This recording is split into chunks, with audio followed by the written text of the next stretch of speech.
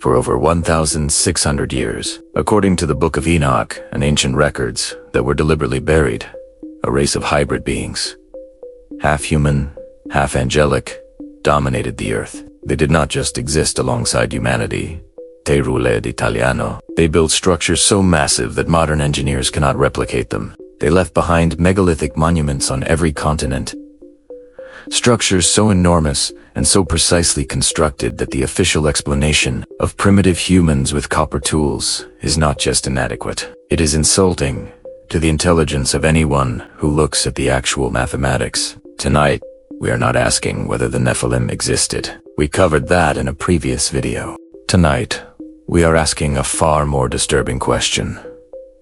What did they build, and why is it still here? The structures I'm about to show you exist TRA. You can visit them. Archaeologists have measured them, dated them, and documented them. What mainstream science cannot agree on is who built them or how. Because the answer that the evidence keeps pointing toward is the same answer that the Bible gave thousands of years ago. There were beings on this earth before the flood, whose physical capabilities far exceeded our own, and they left their fingerprints on every continent, in stone. That has lasted 10,000 years, and is still standing. In the next 17 minutes, we are going to visit 6 structures on 6 different parts of the earth, each one impossible by the standards of the civilization that supposedly built it. We are going to look at the specific engineering problems that the official explanations cannot solve. We are going to connect each structure to the biblical timeline of the Nephilim, and we are going to ask the question that archaeologists are trained not to ask. What if the builder was not fully human? Stay until the end, because the final structure is the one that connects all of them, and it has only been partially excavated. Let us start in Turkey. In 1994, a Kurdish shepherd noticed unusual stones protruding from a hillside near the city of Sanliyefa in southeastern Turkey. Archaeologist Klaus Schmidt excavated the site and found something that fundamentally changed our understanding of human history. Gobekli Tepe, which means Potbelly Hill in Turkish, is a complex of massive stone circles, each one consisting of T-shaped limestone pillars. The pillars stand up to 6 meters tall and weigh up to 20 tons. They are covered in intricate, carved reliefs of animals. The carvings depict foxes, snakes, vultures, scorpions, lions, and wild boar. The workmanship is extraordinary. Carbon dating returned a date of approximately 11,600 years ago, making Gobekli Tepe the oldest known monumental architecture on Earth. It predates Stonehenge by 6,000 years. It predates the pyramids by 7,000 years, and it was built, according to the official explanation, by hunter-gatherers who had not yet invented agriculture, writing, or the wheel. Here is the engineering problem that nobody wants to discuss. Gobekli Tepe was not just built, it was deliberately buried. After centuries of use, the entire complex was intentionally filled in with rubble and covered over. Completely hidden, the question of who built it remains officially unanswered. But the question of when it was buried is just as important. The burial appears to have occurred approximately 10,000 years ago, precisely when a catastrophic event, possibly a comet impact, triggered massive flooding. This event caused the collapse of whatever civilization had been building things like Gobekli Tepe. Whoever buried it did not want it destroyed. They wanted it preserved. They hid their greatest monument underground, and it survived for 10,000 years waiting to be found. Now, let us go to Lebanon. In the Bekaa Valley, on a plateau 1,170 meters above sea level, stand the ruins of Baalbek, one of the most remarkable and least discussed archaeological sites on Earth. The Roman temple complex built there is extraordinary in itself, but beneath the Roman temple, embedded in the foundation, are the largest cut stones ever found anywhere on Earth. Three of them, known as the Trilithon, weigh approximately 800 tons each. A fourth stone, still partially in its quarry nearby, weighs an estimated 1,650 tons. 1,650 tons. A single stone. For reference, the largest crane in the world today, the Liber LTM, 11,200 to 9.1, has a maximum lift capacity of 1,200 tons.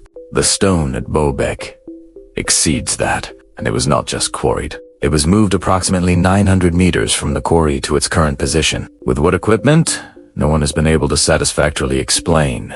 Now let us cross to South America. On the Bolivian Altiplano, at an elevation of nearly 4,000 meters, lie the ruins of Puma Punku, part of the Tiwanaku complex. What makes Puma Punku uniquely disturbing is not the size, though some weigh 131 tons, but the precision of cuts. The stones are cut with right angles, interlocking shapes, and drill holes so precise that researchers cannot replicate them without modern power tools. The cuts appear to have been made with something rotating at high speed, something like a diamond-tipped drill.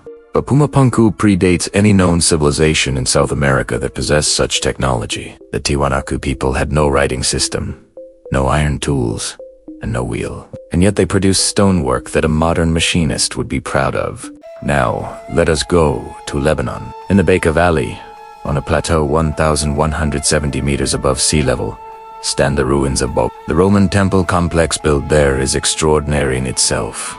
But beneath the Roman temple, embedded in the foundation, are the largest cut stones. 3 of them, known as the Trilithon, weigh approximately 800 tons each. These are some of the heaviest stones ever moved by man. A 4th stone, still partially in its quarry nearby, weighs an estimated 1,650 tons. 1,650 tons. A single stone.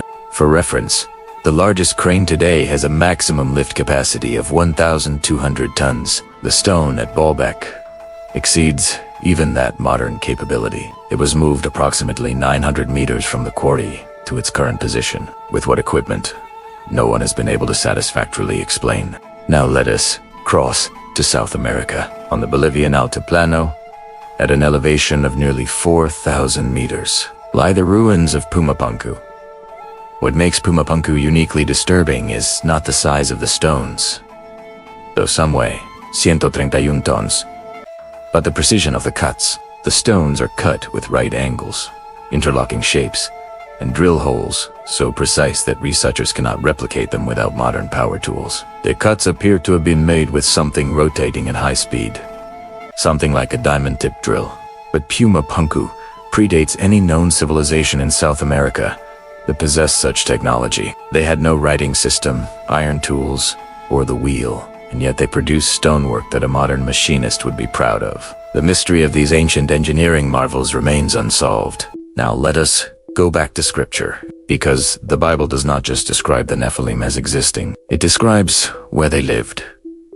In Deuteronomy chapter 3, Moses describes the kingdom of Og, king of Basan, who was the last of the Rephaim.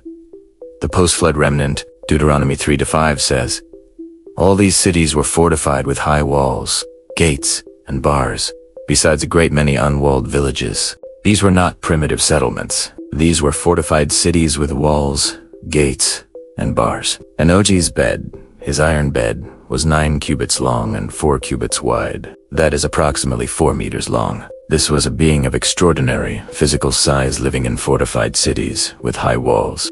The ruins of Bashan in modern Syria contain some of the most puzzling megalithic construction in the Middle East.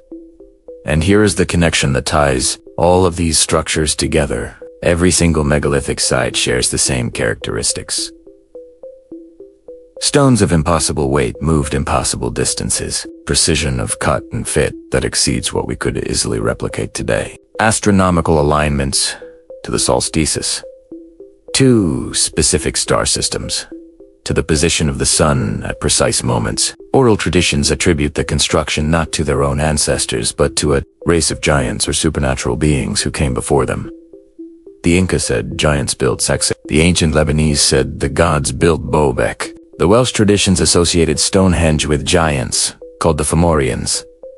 Every culture, the same story. The Bolivian legends describe Puma Punku as built by the Viracocha beings, described as tall, bearded, and of supernatural power. The Book of Enoch records the timeline of the Nephilim domination of the earth with extraordinary specificity. From the descent of the Watchers on Mount Hermon to the flood of Noah, the period ruled the earth spans 1,656 years. For over 16 centuries, these beings were the dominant force on earth. That is longer than the entire history of the Roman Empire. In 1,636 years of dominance, a race with superhuman strength and access to forbidden angelic knowledge.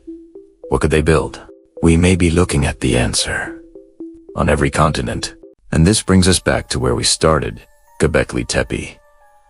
Because Gobekli Tepe was not fully excavated when Klaus Schmidt died in 2014.